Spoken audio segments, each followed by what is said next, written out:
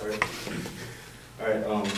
So in the world that we live in today, we are always like a major part of our everyday lives is the use of cell phones, the use of like different types of technologies. Like in classrooms, you always see like people having their cell phones right next to the paper sometimes, or even on their laps.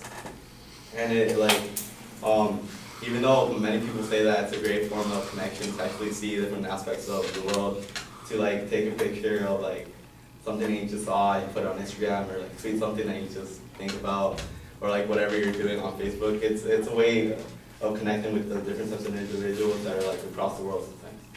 And many people think that it is a great form to actually connect with somebody when you need to call them, if you need to tell them something urgent, or if you actually need to see where they are, which is what many people like argue that it's what they're made for.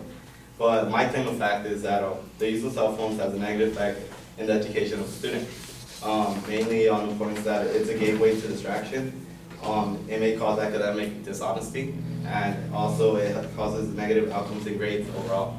With the first point, my first evidence is that social media takes away time. There's many times where like I see individuals within classrooms that like are on Facebook and Twitter while they're supposedly listening to the professor speak. Also, it's not just in class; it happens out at home as well. According to the 2012 Nelson Social Media Report, minutes spent on social media increased by 36.9% to from 88.48 minutes in 2011 to 121.18 minutes in 2012 per day. So like you can see the increase that within like time has like within the time that keeps moving. Many people seek to be online and be more interactive within the technology throughout the day. Also, many people within this research, it was also claimed by Howard that he said when you get home, you get out your laptop, you go get on Twitter, Facebook, and that's hindering from your studying time that you could be using.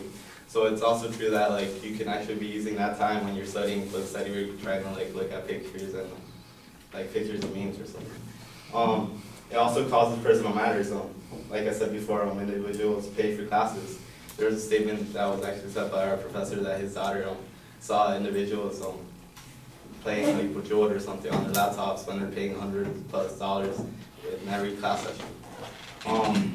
87% of teachers in the study performed in conjunction with the College Board and the National Writing Project said technology is creating an easily distracted generation with short attention spans. And 64% of teachers say today's digital technologies do not do more to distract students than to help them academically. There's actually many uses that a cell phone can be used for. You use them for calculators, or you can actually search up information, but honestly it's more of a distraction within class. This also causes academic dishonesty. That's my second point, because websites are easily obtained. Answers are easily obtained within websites such as answer.com or ask.com. And a high school boy stated that I've seen a lot of kids on their phones, they'll Google something like an essay question or something like that, which is actually one of they did a report on this, well, actually it is true, because there's many times that I see people that they honestly just when they don't know an answer, they easily go on ask.com and just search up the question. Communicating answers on exam with classmates, that's also happens where I see individuals text questions to like other individuals so they can obtain the answers. Deemed on their focus groups responses indicating that cheating is carried out through the cell phone by texting test answers to others or taking pictures of exams.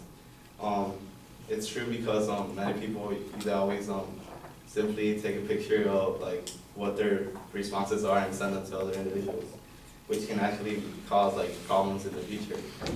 Negative outcomes in grades is my third point, where it causes downfall in students' GPA.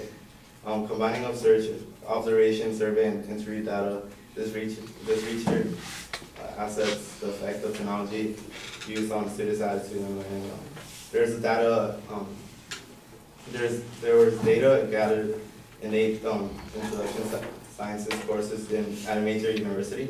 The results show that significant negative correlation between in-class phones use and final grades, with the use of cell phone corresponding as about the 0.3 plus or 0.08 out of the 4.0 grade GPA overall. So there is actually a negative effect that there has been research on.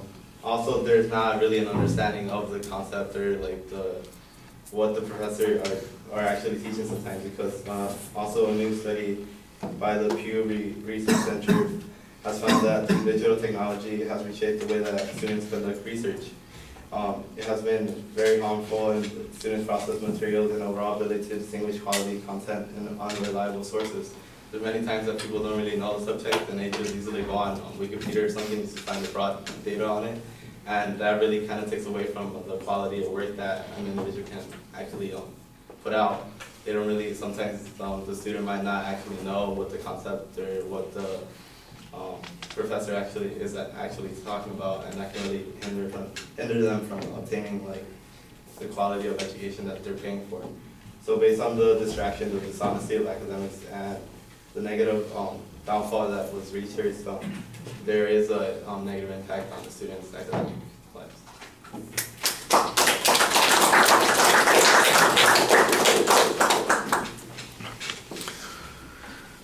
All right, Raul, the claim is very clearly stated. You have a good outline at the beginning of the speech. In the body of the speech, though, your first point is not the first claim that you presented, so it seemed a little bit strange. However, the second and the third points were the same that you had in the preview, so there's some consistency there.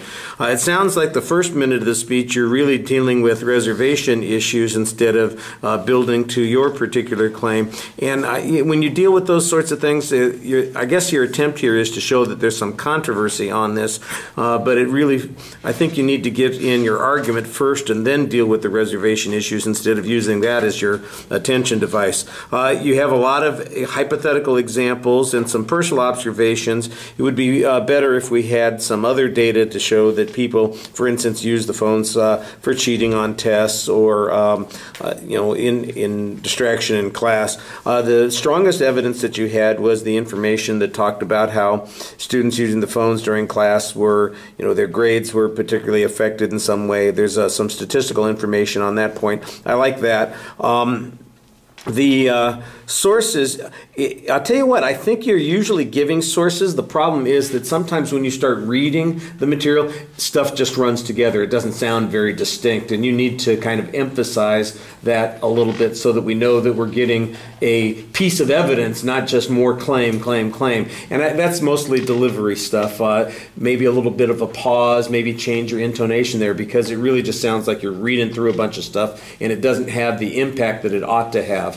And that's just a technical kind of thing. I thought your generalization seemed relatively sound. And like I said, I did think that there was information in that. You're usually presenting the sources, but sometimes it sounded a little buried. I think you get a sense of what I'm talking about if you listen to your speech. I'm not sure. It's hard for me to explain it. When you listen to it, I think you'll get a better sense of what I'm talking about there. Thank you.